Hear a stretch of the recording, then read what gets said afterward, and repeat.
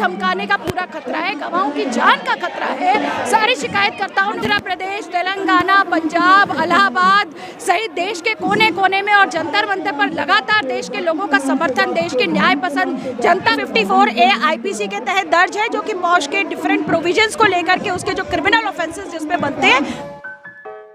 देखिए, होने वाला तो ये है कि जो अभी जिस तरह से खबरें सामने आ रही हैं कि 164 का स्टेटमेंट भी दर्ज हो गया है माइनर का, और उसके बाद आज फिर से कोर्ट के सामने स्टेटस रिपोर्ट जाने वाली है कि क्या क्या हुआ है।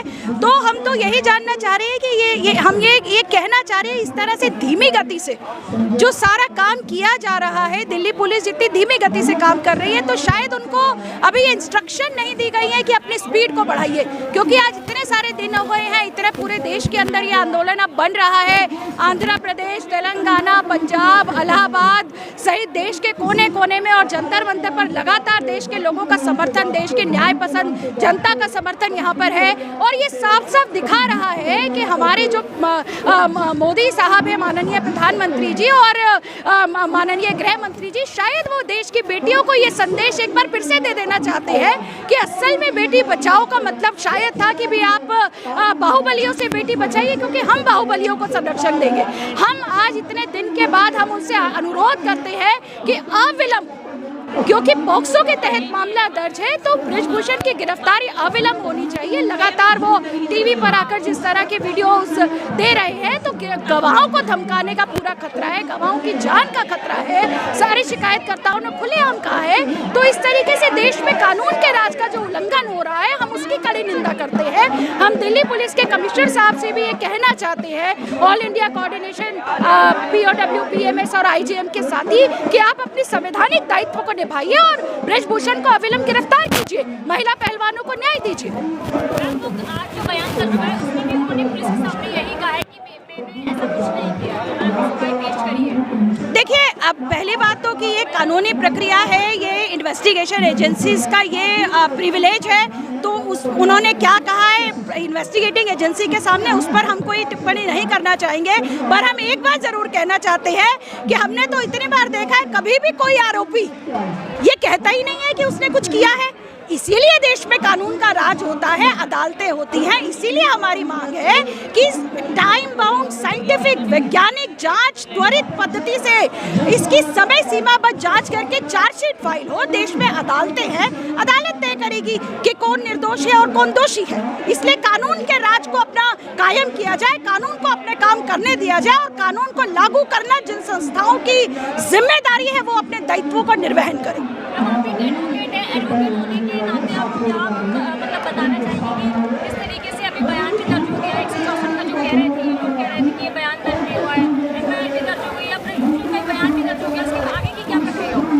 आगे की प्रक्रिया तो यही है कि उनकी गिरफ्तारी होनी चाहिए इसमें सीधी। तो वो गिरफ्तारी करने में क्यों देरी हो रही है? जांच एजेंसियों को जवाबदेही करनी पड़ेगी जनता के सामने, और जनता इसीलिए प्रदर्शन कर रही है, इसीलिए आंदोलन कर रही है कि अगर यही बात एक साधारण आरोपी होता तो वो अभी तक जो है गिरफ्तार हो गया होता। तो ये जो इस तरह से कानून के राज के लागू करने में जो ये भेद किया जा रहा है, हम इसकी कड़ी निंदा करते हैं। देखिए, लोगों के सामने स्वीकारने या अस्वीकार करने से कुछ नहीं बात है। बात यह है कि एक कानून का राज है देश में, एक FIR दर्ज है, पॉक्सो के तहत FIR दर्ज है, 354A IPC के तहत दर्ज है, जो कि पॉश के डिफरेंट प्रोविजंस को लेकर के उसके जो क्रिमिनल ऑफेंसेस जिसमें बनते हैं, उसके तहत मामला दर्ज है। तो कानून का राज यही होता है कि भाई ठीक है, क्योंकि पॉक्सो के तहत है और पूरी संभावना है गवाहों को धमकाने की, और धमकाए भी जा रहे हैं, इसलिए उनकी गिरफ्तारी होनी चाहिए और कानून का राज लागू होना चाहिए। और इसीलिए दिल्ली पुलिस को अविलंब काम करना चाहिए। मुझे लगता है साथियों की जो लीगल टीम है, सब अपना अपना काम कर रहे हैं। व्यक्तियों की जब देखिए कार्यस्थलों पर यौन उत्पीड़न के मामले में महिला आंदोलन का अनुभव है, और ये आज का अनुभव नहीं है। हम इसको, क्योंकि राजधानी दिल्ली के अंदर हमने 99 में भी देखा था, जब LRS TB हॉस्पिटल जो मेहरौली में ही है, उसका वो सेंट्रल गवर्नमेंट के तहत था, और उसका जो डायरेक्टर है उसके ऊपर वहाँ की एक स्टाफ नर्स ने एलिगेशन लगाया था। तब 27 दिन की भूख हड़ताल उस शिकायतकर्ता को करनी पड़ी थी। तब ट्रेड यूनियंस ने, महिला संगठनों ने इसी तरह सड़कों पर आके लड़ा था, तब जाके थोड़ा सा उसको कुछ दिन के लिए हटाया गया था।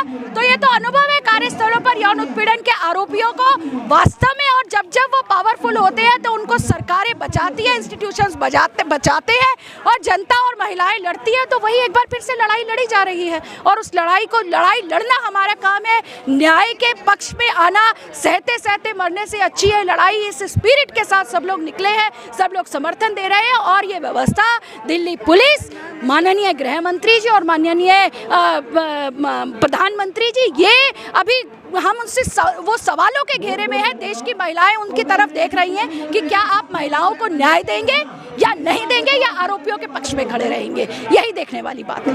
कानूनी प्रक्रिया की अभी सही तरीके से हो रही है कि एडवोकेट्स वगैरह? कानूनी प्रक्रिया जिस तरीके से होनी चाहिए वो प्रक्रिया तो हो ही रही है। बात यह है कि प्रक्रिया की धीमी गति और तेज गति का सवाल है, वो इसी बात के ऊपर निर्भर करता है कि भाई जो है आरोपी कौन है। ये हमने हमेशा देखा है कि आरोपी जब पावरफुल होता है, लोगों को निकल के आना पड़ता है उस कानूनी प्रक्रिया को कानूनी प्रक्रिया के तहत काम करने देने के लिए। खबरों में बने रहने के लिए फोरम 4 को सब्सक्राइब करें और नोटिफिकेशन पाने के लिए बेल आइकन दबाएं।